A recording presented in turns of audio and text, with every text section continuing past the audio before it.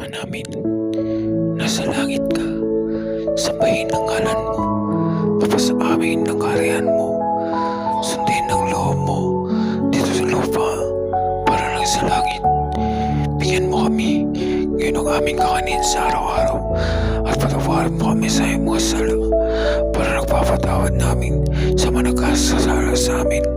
At huwag mo kami ipahintulot sa tukso, at idya mo kami sa lahat ng masama, sapagkat iyo ang kaharian at kapangyarihan at ang kadakilaan magpakailanman.